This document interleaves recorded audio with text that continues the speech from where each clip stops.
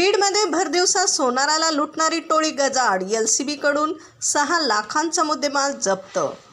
नमस्कार, आपण पाहत आहात महाराष्ट्र जनता न्यूज।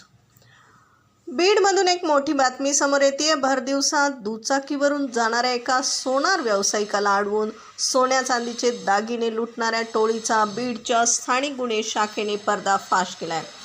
या कारवाईत एका आरोपीला अटक करण्यात आली असून 6,93,000 रुपयांचा मुद्देमाल जप्त करण्यात आलाय।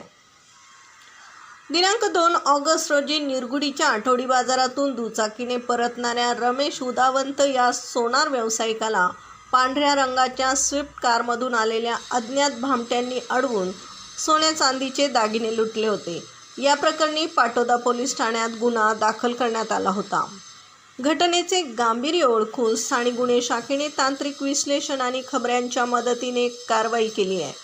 रोहन उर्फ बॉबी संजय गुणवंत, वय वर्ष 24, राहणार शांतीनगर, नाळवंडी नाका, बीड याला ताब्यात घेतले।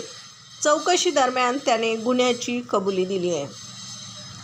पोलिसांनी आरोपीकडून गुन्ह्यात वापरलेली स्विफ्ट कार आणि चोरी गेलेले सोन्या चांदीचे दागिने असा एकूण 6,93,800 रुपयांचा मुद्देमाल जप्त केला आहे। या प्रकरणातील इतर फरार आरोपींचा शोध सध्या पोलीस घेत आहेत। ही उल्लेखनीय कामगिरी बीडचे पोलीस अधीक्षक नवनीत कावत, अप्पर पोलीस अधीक्षक समीर शेख, उपविभागीय पोलीस अधिकारी विश्वजित कुळे आणि स्थानिक गुन्हे शाखेचे पोलीस निरीक्षक शिवाजी बंटेवाड यांच्या नेतृत्वाखालील पथकाने केली आहे। बीड प्रतिनिधीसह महाराष्ट्र जनता न्यूज।